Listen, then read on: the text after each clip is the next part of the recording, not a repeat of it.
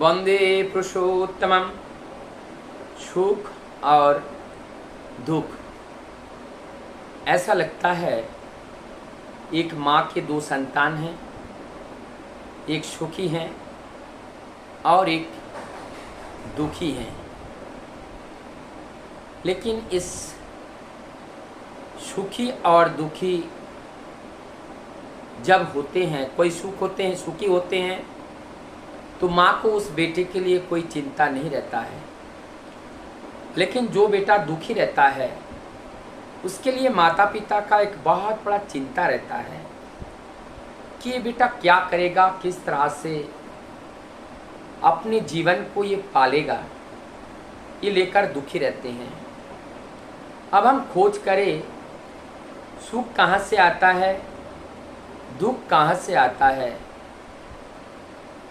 सुख की बात अगर करें, हमारी प्रवृत्तियाँ की इच्छा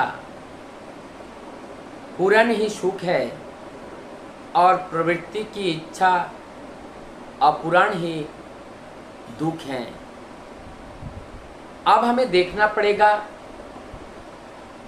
ये सुख पाकर हमारे जीवन में परिवर्तन क्या आया। अगर सुखी होकर जीवन में कोई अमूलतूल परिवर्तन आता है कि रोटी हम 2 की जगह 4 खा रहे हैं, नींद ज़्यादा आ रही है, हमारी लंबाई बढ़ गई, ऐसा कोई परिवर्तन देखने को नहीं मिलता है। तो सुख में परिवर्तन क्या हुआ, सुख में परिवर्तन कहाँ हुआ और ये सुखी कौन हुआ, ये हमें देखना होगा।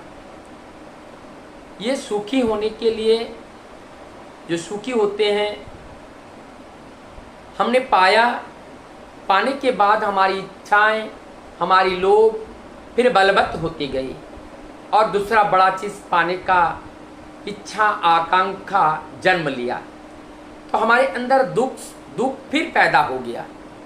तो ये जो दुख हमारे अंदर प्राप्त करने के बाद लोभ जन्म ले रहा है, जिससे हमारी दुख फिर बढ़ रही है, तो दुख तो घट नहीं रहा है। तो ये सब इतने पा करके कहाँ रखा जा रहा है, कौन चाहता है ये सब, और ये परिवर्तन किसका है।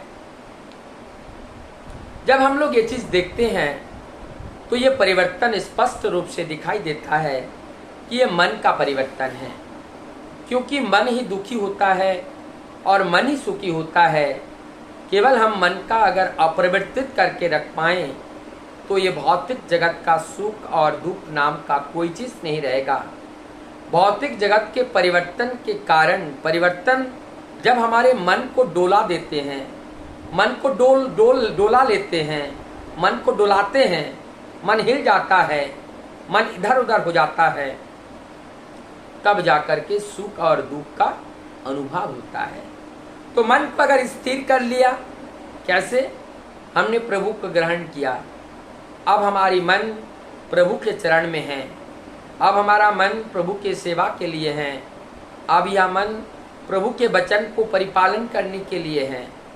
अब हम अपने मन को प्रभु के चरण में अगर संपूर्ण रूप से समर्पण कर देते हैं और हमारी मन अविचल अविकृति रूप से प्रभु के चरण में पड़े रहते हैं उन्हीं के सेवा के लिए, तब ये सुख और दुख हमें कोई परिवर्तन नहीं कर पाता है। और ना तो हमें दुख की अनुभूति होती है, ना तो हमें सुख की अनुभूति होती है। सुखी से हम अहंकारी होते हैं और सुख से अहंकार क्या हमारा अंदर आ जाता है और वही अहंकार पुनः हमें पतन की ओर ले जाता है, और पतन जहाँ पर वो दुख भोग करना होता है। और जहाँ पे ये दुख है, और दुख क्या है, दुख हमें सिखाती है, दुख एक शिक्षक की तरह है। बिना दुख को प्राप्त किए जीवन कभी भी उन्नत नहीं हो सकती हैं। जीवन जब दुख को हम पाते हैं, पल पल दुख को पा करके हम इस दुख की कसौटी में अपने को जब इसमें से गुजारता हुआ आगे निकल पाने में जब सक्षम होते हैं, तब हम अपने जीवन में सामर्थ्यवान होते हैं। और वही सामर्थ्यवान शक्तिवान बनने के लिए हमें वो जो दुख है वो दुख हमें प्राप्त करना पड़ेगा। बिना दुख को पाए, बिना दुख का अनुभव किए, बिना दुख का सामना किए बिना हम सशक्त और मजबूत नहीं बन सकते हैं। और जब तक हम सशक्त और मजबूत नहीं बनते हैं तब तक हम परम पुरुष के राज्य में प्रवेश नहीं कर पाते हैं। हमें उन्हीं के राज्य में प्रवेश करना है, और उन्हीं के राज्य में जब प्रवेश करने के लिए क्या जरूरत है? हृदय में प्रेम चाहिए, करुणा चाहिए, ममता चाहिए, और आँखों की उस प्रेमश्रु धारा चाहिए। और इसमें ये है भक्ति। जब हमारे अंदर भक्ति होते हैं और इस भक्ति भाव से नयन जल जब हमारे साथ उस भक्ति के साथ मिश्रण हो जाते हैं तब प्रभु रिझते हैं, तब प्रभु की दया हमें प्राप्त होती हैं।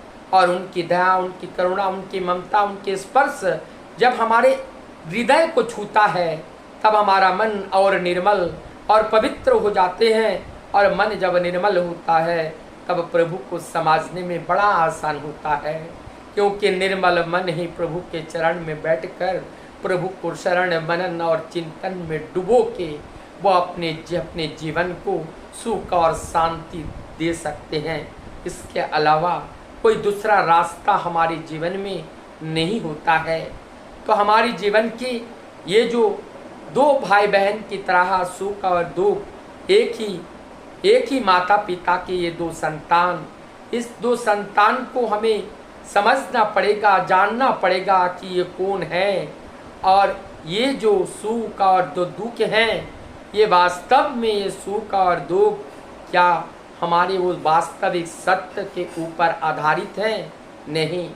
जिसको पाकर के हम सुखी हो रहे हैं वो वस्तु नित्य नहीं है, वो आनंद नित्य नहीं है, वो क्षणिक हैं, वो क्षणभंगुर हैं।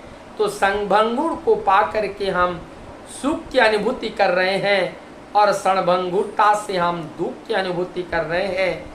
यह हमारी बालकपन है, यह हमारी अज्ञानता है। हमें इस चीज़ को समझना पड़ेगा। जब हम इस चीज़ को समझ जाएंगे तो भौतिक परिवर्तन से हमारा मन डोलेगा नहीं, हमारा मन परिवर्तन नहीं होगा, तब हमारे जीवन में दुख और सुख स्पर्श नहीं कर पाएगा। जिस दिन ये सुख और दुख हमें स्पर्श नहीं कर पाता है, हम इससे ऊपर चले जाते हैं, उसी दिन परम पिता की जो दया है, परम पिता की जो करुणा ममता है और परम पिता को प्राप्त करने का जो आनंद है वो आनंद तब मिलता है। इससे पहले उस परम आनंद की अनुभूति नहीं होती है। वंदे